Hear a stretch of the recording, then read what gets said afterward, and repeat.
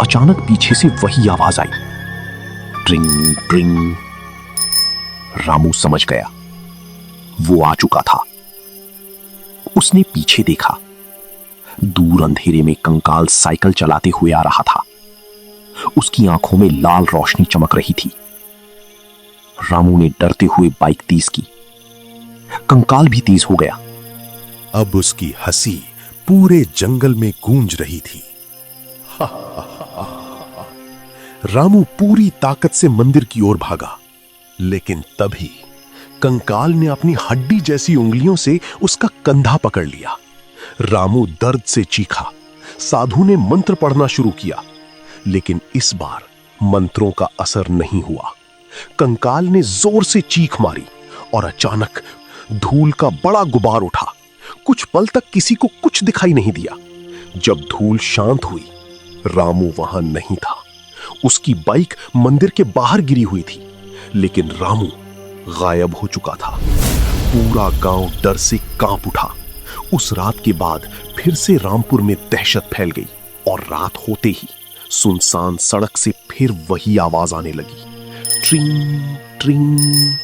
साधु मंदिर के बाहर चुपचाप बैठे रहते। उनके चेहरे पर चिंता साफ दिखाई देती थी। एक शाम आसमान में काले बादल छाए हुए थे। तभी गांव की तरफ से एक लंबा आदमी आता दिखाई दिया। उसके शरीर पर काले कपड़े थे, गले में रुद्राक्ष और हड्डियों की माला लटक रही थी। हाथ में लोहे का त्रिशूल था। वो एक तांत्रिक था। गांव वाले उसे देखकर रास्ते से हट गए। तांत्रिक मंदिर के पास पहुंचा और साधु को प्रणाम किया। प्रणाम महाराज। साधु ने उसकी तरफ देखा। तुम कौन हो? मेरा नाम कालीनाथ है, तांत्रिक बोला। मैं शमशान साधना करता हूं। यहां से गुजर रहा था, लेकिन इस गांव की हवा में बेचैनी महसूस हुई। साधु कुछ पल शांत रहे, फिर उन्होंने पूरी कहानी कालीनाथ को बता दी। रामू का गायब होना, कंकाल का वापस लौटना और रात की घंटी। सब सुनने के बाद तांत्रिक की आंखें गंभीर हो गईं। ये साधारण आत्मा नहीं है, उसने धीरे से कहा। किसी ने इसकी मुक्ति रोकी है। साधु बोले, क्या तुम इसकी सच्चाई पता कर सकते हो? कालीनाथ मुस्कुराया, कोशिश करूंगा। वो जाने लगा। तभी साधु ने रामू की पुरानी बाइक उसकी तरफ बढ़ा दी। इसे साथ ले जाओ, साधु बोले। कंकाल इसी के पीछे आता है। तांत्रिक बाइक लेकर अंधेरी सड़क की ओर निकल पड़ा।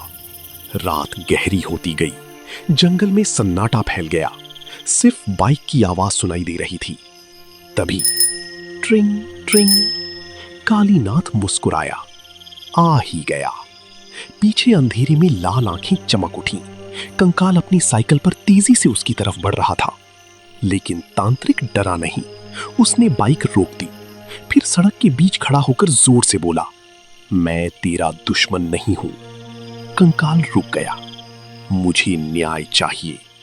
कालीनाथ ने अपनी मुट्ठी में राख भरकर हवा में फेंकी। मंत्रों की आवाज जंगल में गूंज उठी। अचानक कंकाल की आंखों के सामने अजीब दृश्य चमकने लगे। पुराना रामपुर, जमींदार, एक निर्दोष आदमी, धोखा, हत्या और फिर एक और चेहरा दिखाई दिया। उसे देखकर तांत्रिक की आंखें फैल गईं। वो धीमे से बोला, तू असली पापी अभी भी जिंदा है। जंगल की हवा अचानक बर्फ जैसी ठंडी हो गई। तांत्रिक कालीनाथ कुछ पल तक उस चेहरे को याद करने की कोशिश करता रहा, फिर उसकी सांसें तेज हो गईं।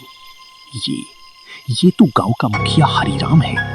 कंकाल ने जोर से चीख मारी। पेड़ बुरी तरह हिलने लगे। सड़क पर धूल का तूफान उठ गया। लेकिन कालीनाथ अब सब समझ चुका था। वो तुरंत बाइक मोड़कर मंदिर की तरफ लौट पड़ा। पीछे कंकाल अपनी साइकिल पर उसका पीछा कर रहा था। पूरे रास्ते घंटी की आवाज गूंजती रही, ट्रिंग ट्रिंग। मंदिर पहुंचते ही साधु उठ खड़े हुए। क्या पता चला? उन्होंने पूछा। कालीनाथ गंभीर आवाज में बोला, जिस आदमी को गांव वाले मृत समझ रहे हैं, असली पाप उसी ने किया था और वो आज भी जिंदा है। गांव वाले डर से एक दूसरे का चेहरा देखने लगे। कौन? साधु ने पूछा। तांत्रिक ने धीरे से कहा, मुखिया हरिराम। ये सुनते ही पूरे मंदिर में सन्नाटा छा गया। तभी भीड़ के पीछे खड़ा हरिराम कांप उठा। उसके माथे पर पसीना आ गया। झूठ, वो चिल्लाया। ये सब झूठ है। लेकिन तभी ट्रिंग ट्रिंग मंदिर के बाहर घंटी की आवाज गूंजी। सबकी नजरें बाहर चली गईं। कंकाल मंदिर के दरवाजे पर खड़ा था। इस बार उसकी लाल आंखें सीधे हरीराम को घूर रही थीं। हरीराम डरकर पीछे हटने लगा। मुझे छोड़ दो, मैंने कुछ नहीं किया। कालीनाथ गर्जा, सच बोल वरना आज कोई तुझे नहीं बचाएगा। कंकाल धीरे धीरे उसकी तरफ बढ़ने लगा। उसकी टूटी हड्डियों से काला धुआं निकल रहा था। डर के मारे हरीराम घुटनों पर गिर पड़ा। हाँ, मैंने ही उसे मरवाया था, वो रोते हुए बोला। पूरा गांव तंग रह गया। हरीराम कांपती आवाज में बोलने लगा। सालों पहले उस आदमी ने जमींदार के पाप का सच जान लिया था। अगर वो सच गांव वालों को बता देता तो हमारा राज खत्म हो जाता। इसलिए मैंने उसे जंगल वाली सड़क पर मरवा दिया और उसकी लाश कुएं में फेंकवा दी। जैसे ही उसने सच बोला, कंकाल की आंखों की आग धीरे धीरे शांत होने लगी। लेकिन तभी साधु की आंखें अचानक फैल गईं। उन्होंने जोर से कहा, रुको, अभी कुछ बाकी है। कालीनाथ ने पूछा, क्या मतलब? हवा में एक डरावनी फुसफुसाहट गूंजी। एक पापी और भी है। गांव वालों की चीख निकल गई। हरीराम का चेहरा सफेद पड़ गया। नहीं, ये नहीं हो सकता। कालीनाथ ने त्रिशूल कसकर पकड़ लिया। कौन है दूसरा पापी? तभी मंदिर के पीछे से किसी के रोने की आवाज आई। सब लोग उधर भागे और अगले ही पल सबके होश उड़ गए। मंदिर के पीछे रामू खड़ा था, लेकिन उसकी आंखें पूरी तरह काली हो चुकी थीं। उसके चेहरे पर इंसानों जैसी मुस्कान नहीं थी। उस रात मैंने भी एक इंसान को मरते देखा था, लेकिन उसे बचाया नहीं। रामू की काली आंखें अंधेरे में चमक रही थीं। गांव वाले डरकर पीछे हट गए। रामू धीरे धीरे मंदिर की सीढ़ियों की तरफ बढ़ा, लेकिन उसकी चाल इंसानों जैसी नहीं थी। ऐसा लग रहा था जैसे कोई और शक्ति उसके शरीर को चला रही हो। साधु ने तुरंत मंत्र पढ़ना शुरू किया।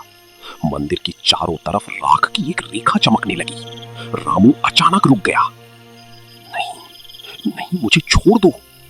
तभी उसके मुंह से दूसरी आवाज निकली, भारी, डरावनी और इंसानी नहीं। इसने मुझे मर लिया।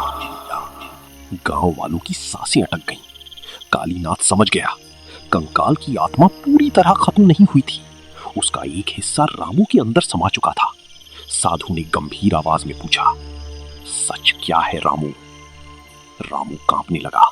उसकी आंखों से आंसू बहने लगे। फिर टूटती आवाज में बोला, सालों पहले जब मैं छोटा था, मैंने जंगल वाली सड़क पर एक आदमी को मदद के लिए चिल्लाते देखा था। वो घायल था, वो बच सकता था, लेकिन मैं डर गया, मैं भाग गया। अगले दिन पता चला उसकी मौत हो गई। पूरा गांव स्तब्ध रह गया। कालीनाथ ने धीरे से कहा, जिस आदमी की हत्या हुई थी उसकी आखिरी उम्मीद रामू था, और जब उसने मदद नहीं की, उसकी आत्मा बदले और दर्द में फंस गई। रामू जोर जोर से रोने लगा। मैं बच्चा था, मैं डर गया था। अचानक कंकाल की परछाई उसके पीछे दिखाई देने लगी। धीरे धीरे हड्डियों का वही डरावना शरीर फिर बन रहा था। कालीनाथ गर्जा, अगर इसे अभी नहीं रोका गया तो ये आत्मा हमेशा के लिए रामू के शरीर में कैद हो जाएगी। साधु ने आंखें बंद कर ली। कुछ पल बाद उन्होंने कहा, इस आत्मा को बदला नहीं, मुक्ति चाहिए, और मुक्ति तभी मिलेगी जब इसका शरीर सही जगह पहुंचेगा। कालीनाथ ने पूछा, उसकी लाश कहां है? हरीराम कांपते हुए बोला, पुराने सूखे कुएं में। पूरा इलाका अंधेरे में डूब गया। फिर जंगल की तरफ से सैकड़ों घंटियों की आवाज आने लगी, ट्रिंग ट्रिंग ट्रिंग। गांव वाले डरकर चीख पड़े। कालीनाथ ने तुरंत आदेश दिया, अभी उसी कुएं पर चलना होगा। साधु, कालीनाथ, हरीराम और कुछ गांव वाले जंगल की तरफ बढ़े। रामू भी उनके पीछे चल रहा था, लेकिन उसकी चाल अब भी अजीब थी, जैसे कोई उसे खींच रहा हो। कुछ देर बाद सब पुराने सूखे कुएं के पास पहुंचे। कुआं पूरी तरह अंधेरे में डूबा था। उसके अंदर से सड़ी हुई बदबू आ रही थी।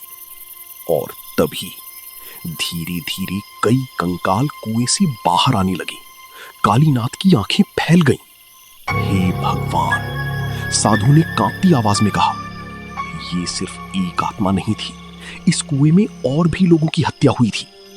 कुएं से निकलते उन कंकालों को देखकर गांव वालों की पैरों तले जमीन खिसक गई। हर तरफ चीख पुकार मच गई।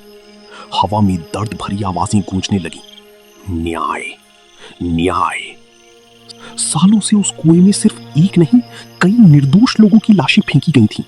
जमींदारों और लालची लोगों ने अपनी पाप छिपाने के लिए न जाने कितनों को मरवाया था और उनकी बेचैन आत्माएं उसी अंधेरी में कैद थीं। हरिराम, मुझे माफ कर दो, वो रोने लगा। मैंने लालच में आकर सब छिपाया, लेकिन इस बार कोई उसकी बात सुनने वाला नहीं था। रामू कांपते हुए पीछे हट गया। उसकी आंखें अब सामान्य होने लगी थी। वो रोते हुए बोला, मुझसे गलती हुई, लेकिन मैं अब डर कर नहीं भागूंगा। इन सबको शांति चाहिए। आज इन सब का अंतिम संस्कार होगा। पूरी रात गांव वाले जंगल में रहे। पहली बार उन्होंने डर से भागने के बजाय सच का सामना किया। बाकी कंकाल भी धुएं की तरह हवा में गायब होने लगे। आसमान में काले बादल हट गए।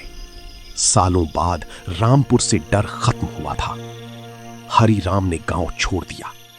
लोग रात में भी बिना डर सड़क पर निकलने लगे। लेकिन आज भी बरसात की कुछ अंधेरी रातों में जब हवा पेड़ों से टकराती है तो जंगल वाली सड़क से कभी कभी बहुत धीमी आवाज सुनाई देती है, ट्रिंग ट्रिंग। और गांव के बुजुर्ग आज भी बच्चों से कहते हैं, अगर रात में सुनसान सड़क पर घंटी सुनाई दे तो पीछे मुड़कर मत देखना,